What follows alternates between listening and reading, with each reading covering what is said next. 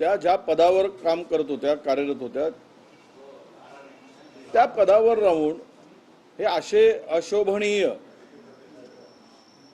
म्हणजे भोंदू बाबाच्या चक्करमध्ये इतकी मानसिक गुलामी पत्करणं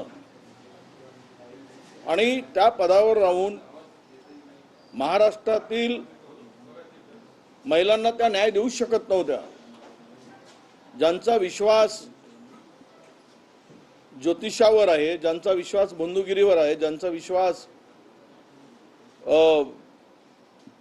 अशा अनिष्ट प्रथेवर आहे, त्यांच्याकडून महाराष्ट्राच्या महिलांच्या अन्यायाविरुद्ध त्या न्याय देण्याची भूमिका स्वीकारूच शकत नाही।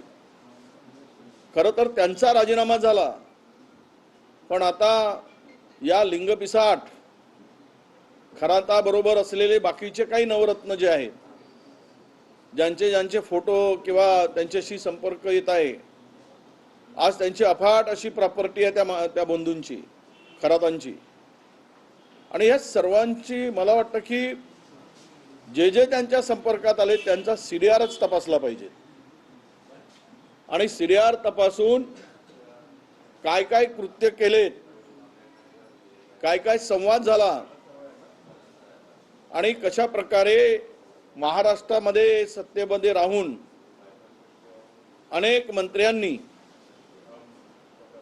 त्यांच्या आहारी जाऊन कुठले कुठले कृत्य केलेत याची माहिती महाराष्ट्राला कळली पाहिजेत आणि त्यांनाही दूर केलं गेलं पाहिजे, त्यांनीही राजीनामा दिला पाहिजे, अशी आमची स्पष्ट मागणी आहे। अरविंद शिंदे जिल्हाध्यक्ष आहे काँग्रेसचे पुणे, त्यांनी रुपाली चाकणकर यांचं समर्थन केलेलं आहे। नाही, कोण समर्थन केलं आहे त्यांचा वैयक्तिक विषय असू शकतो।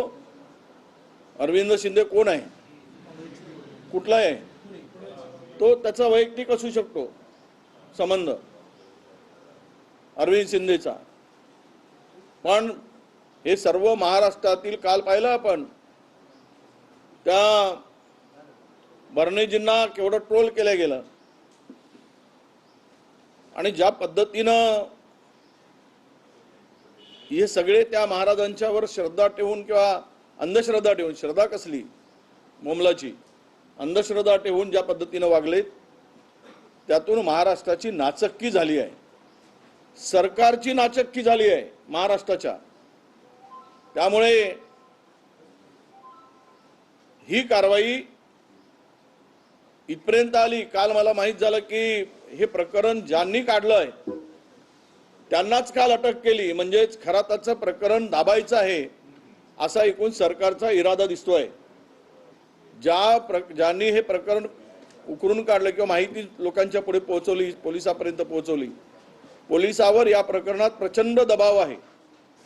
कोण किती काही म्हणू देत, जे मोठे मासे या जाळ्यात खरातांच्या अडकले आहेत, त्यामुळे हे प्रकरण दाबून त्यांना वाचवण्याचा प्रयत्न होऊ शकतो।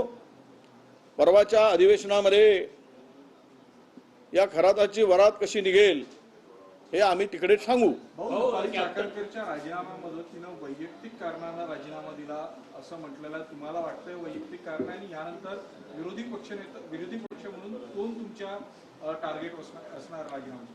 नाही बघा, वैयक्तिक नाही तर काय, मी खरातामुळे राजीनामा दिला म्हणून चाकणकर सांगतील? सगळ्याला माहित आहे खरातावर त्यांची जे काही उधळण होती, पाय धुण्याची, छत्री धरण्याची, ते अंधश्रद्धेची, त्यामुळे त्यांना राजीनामा द्यावा लागला। आता पुढचे टार्गेट कोण हे आमच्याकडे सगळी माहिती आहे। सोमवारला हाऊस सुरू होतो, त्यावेळेस हे प्रकरण आम्ही मांडू जनतेपुढे आपल्या अधिवेशनामध्ये। तुम्ही म्हणाले की खरातांचं प्रकरण दाबण्याचा प्रयत्न होत आहे, कोणाकडनं दाबण्याचा प्रयत्न होत आहे, आणि दुसरी महत्वाची गोष्ट की राजाश्रय असल्याशिवाय खरात इतके मोठे होऊ शकत नाही अशी देखील एक चर्चा आहे।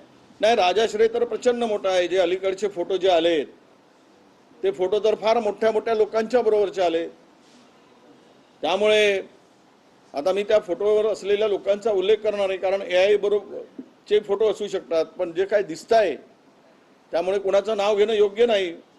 पण जे व्हिडिओ आलेत त्यांच्याबरोबर असलेले हे अत्यंत म्हणजे माणसाला लाज वाटावी अशा पद्धतीचे ते व्हिडिओ आहे. ज्या राजकीय नेत्यांचे फोटो आले त्यांच्याकडनंच वाचवण्याचा किंवा दाबण्याचा प्रयत्न होत आहे का? 100% सरकारला स्वतःची अब्रू वाचवण्यासाठी खराताला वाचवणं आवश्यक वाटतंय म्हणून तो दाबण्याचा प्रयत्न सुरू आहे. नाहीतर ज्यांनी हे प्रकरण काढलं त्याला अटक करायची गरज काय होती? तो तर पोलिसाकडे गेला होता. हे सगळं प्रकरण उघडकीस आणणारा त्यांच्यातलाच जो काही माणूस आहे. आणि हे अलीकडे हे बंधुगिरी खूप वाढली आहे ना.